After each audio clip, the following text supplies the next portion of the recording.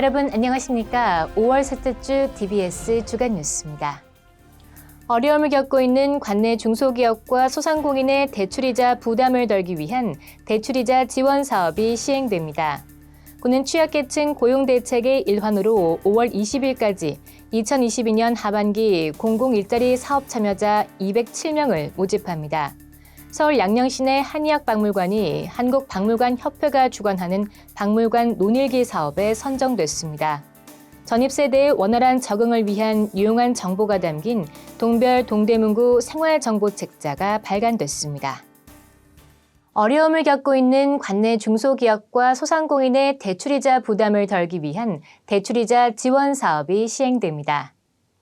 시중은행 협력자금 대출이자 지원 사업은 구와 협약한 우리은행에서 융자를 받을 경우 부담해야 할 이자의 일부를 구에서 지원해주는 사업입니다.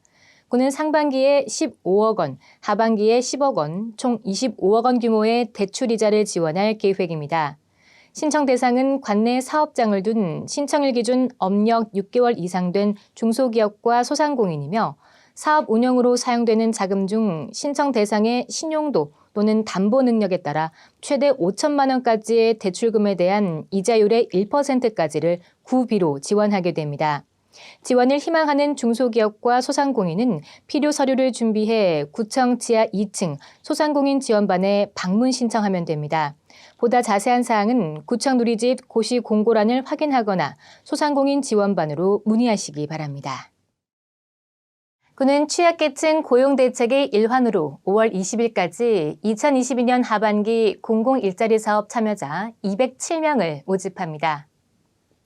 저소득 및 취약계층을 대상으로 소득 보조 등을 위해 추진하는 공공일자리 사업은 만 18세 이상 근로능력이 있는 구민이면서 본인과 가족재산 합산 4억 원 이하, 가구소득이 건강보험료 중위소득 기준 70% 이하인 경우 참여가 가능합니다. 이번 사업은 안심 일자리 분야에 189명을 모집해 7월 1일부터 12월 20일까지 추진하며 지역 공동체 일자리 분야에는 18명을 모집 12월 20일까지 추진하게 됩니다. 근무 시간은 1일 6시간 이내이며 임금은 올해 최저시급 기준에 따라 산정됩니다. 사업 참여자는 구청 사업부서나 동주민센터에 배치돼 공공서비스 업무 지원, 디지털 전환 사업, 그린 환경 사업 분야 등의 업무를 맡게 됩니다.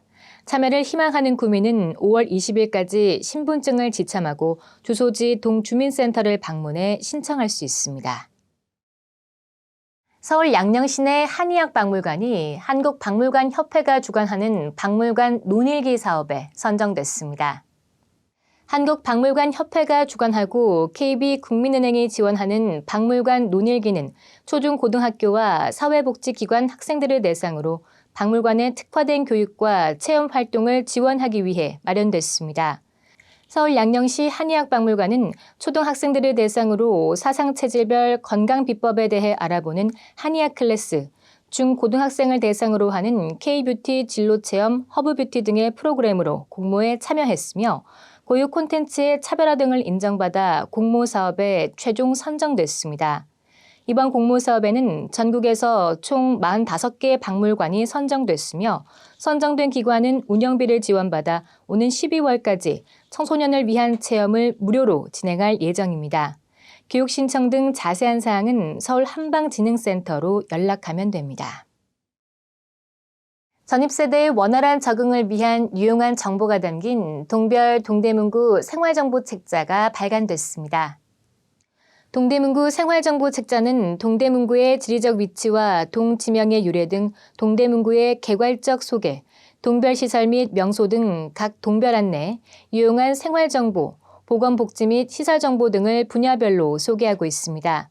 특히 올해는 주민들의 보건복지에 대한 관심이 날로 높아짐에 따라 생애 주기별 필요 정보들을 알기 쉽게 수록했습니다. 또한 무더위, 한파 쉼터 등 안전 관련 정보를 강화하고 전문 분야 민원 상담, 공구 대여소 등 알아두면 도움이 되는 생활 정보도 확대 수록했습니다. 생활 안내 책자는 동주민센터에 비치돼 있으며 구청 누리집에서 전자책으로도 만나볼 수 있습니다. 구는 새로 이사온 주민들이 동대문구 생활정보 책자를 통해 거주지 주변의 현황을 편리하게 확인할 수 있길 바란다고 전했습니다. 가정의 달 5월을 맞아 새로운 정책들이 시행되고 있습니다.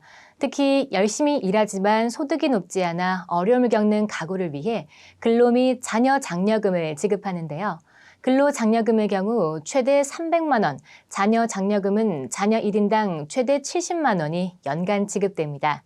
자세한 사항은 국세청 또는 장려금 상담센터를 통해 확인하시기 바랍니다.